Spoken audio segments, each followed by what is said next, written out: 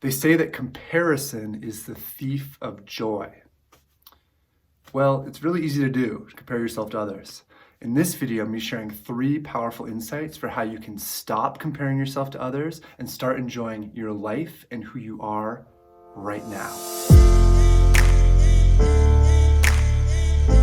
What is up, you amazing human? My name is Ben Hart, and in today's video, I'm going to be talking about how you can stop comparing yourself to others and actually enjoy your life right now.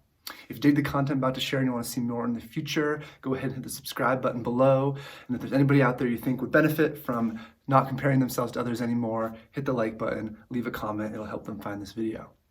All right, so I got 3 insights for you about how you can stop comparing yourself to others and what you can do instead. And this is certainly stuff I have done myself, and it has made a huge difference in how I relate to others, how I think about myself in relation to others, and how I relate to myself in my life. And a lot more fulfillment, a lot more satisfaction, a lot more feelings of achievement and just nourishment and fulfillment. It's great. So, number 1, this is it can be a cliche, but it's so true. So it's really important to hit first and to make sure we understand is that we have no idea about anyone else's life. You know things about my life, or you don't know anything about my life, and I know things about your life, or I know nothing about your life. And there is so much that we don't see about other people's lives. And so what we're often doing is we're aware of what's going on in our life. We're aware of the whole thing, and you can kind of think of it as like, with social media and with the way we show up in social situations, all these things, it's almost like we're on stage sometimes. Like you can think of it as like in a theater, there's a front stage, which is what we're showing the world, and there's a backstage, which is all the things that the world doesn't see. The performance is not the backstage. The backstage is everything that's happening backstage to allow the front stage to unfold in the way we want it to.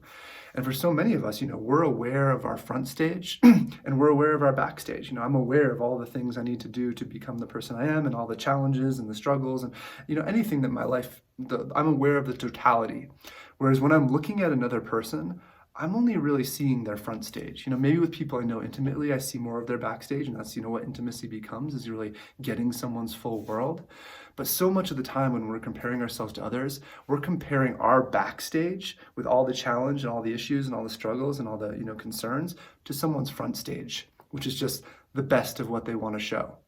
And it's really important to understand that distinction so that we can stop comparing our backstage to their front stage. We're not seeing the totality. We're not seeing the challenges. We're not seeing the issues. We're not seeing what they struggle with much of the time. And so, in comparing our struggles to their best, it becomes this place of like, we're not actually meeting reality. We're not actually seeing people for who they really are. And therefore, we're not comparing ourselves to what an actual human goes through. Humans have challenge, humans have struggle, humans have self-doubt. And, that's a part of the journey. And the more we can, honor our entire front stage and backstage and recognize that we're not seeing the totality of other people's, it's a huge weight off the shoulders. And it seems very simple, but it makes such a difference to just recognize that we don't see the whole deal. We're not seeing the full picture. So that said, number 2. Now this is about the idea of projection. So I imagine you've heard, about, projection in psychology, this idea that we disown things that we don't want to feel, we project them onto others. So for example, if I'm angry, I might think that, my friend or my partner is angry at me, or just angry in general. Or, if I'm anxious and not wanting to feel it, I might think that, someone else is anxious. Or, the case where it's just, I'm not fully being with what's actually going on in me and what's actually here, such that I'm putting it outside of myself. And that can happen with negative feelings, anger and anxiety and all these different things, sadness. But it can also happen with positive things. We so often project out onto the world positive qualities about ourselves that we're not able to fully own yet, that we're not choosing to fully own yet. And how this can help with comparison is recognizing what I've noticed over time is that when I have somebody that I am comparing myself to, something I admire about them, if I can really clarify what are the qualities that I'm admiring, I can actually own it as a positive projection of myself. So, if there's someone really successful, I might realize like, wow, I'm really comparing myself to their boldness and their drive and their intelligence as they build this thing, or their creativity, or just how much they're showing up for the world, how caring and loving they are, and how like much of an impact they're having through their care and their love. And with all of those things, I can just compare myself to it and feel like, oh, I'm not enough in comparison to that. Or I can realize, oh, wow, I am bold. I am intelligent.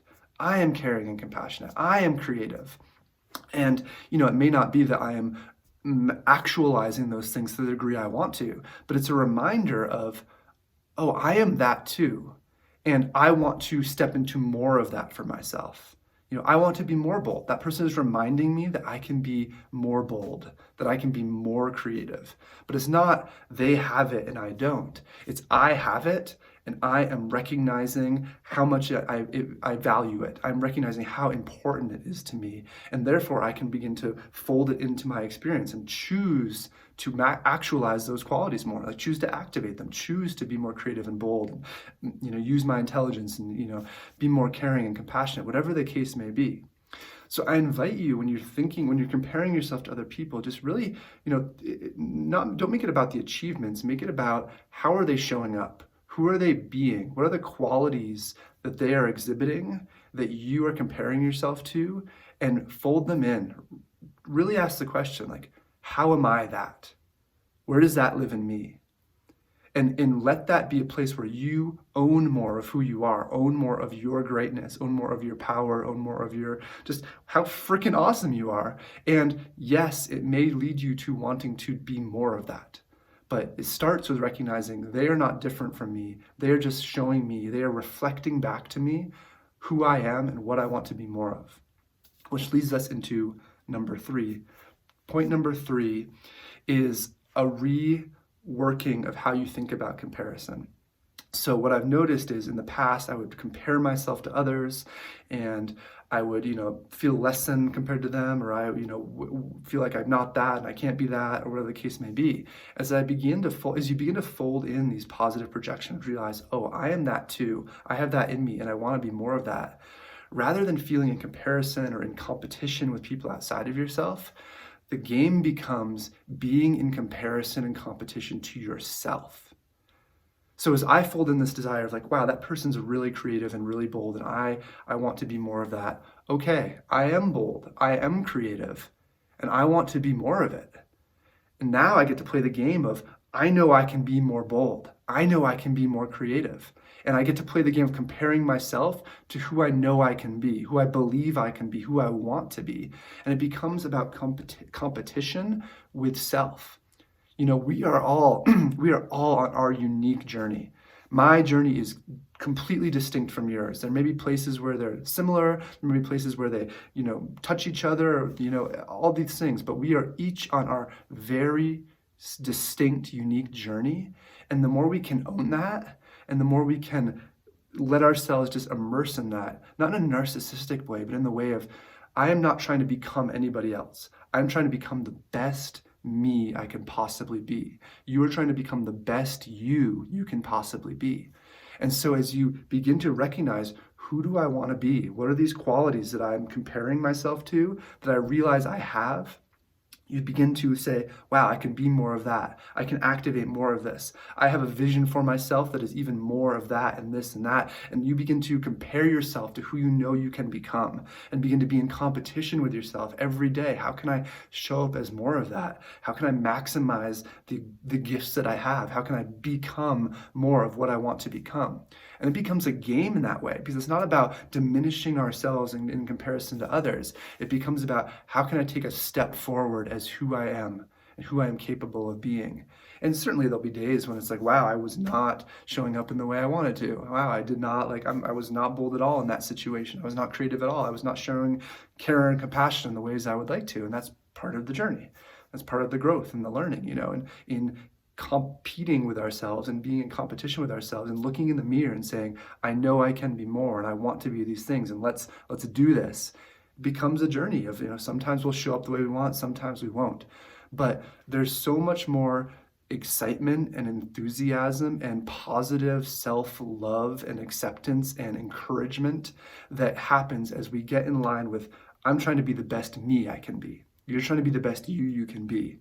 And so live into that, accept that, like celebrate that, and like let go, use the comparisons to others to fold back into yourself of who you want to be, and then encourage yourself and step into it and challenge yourself to be more of that.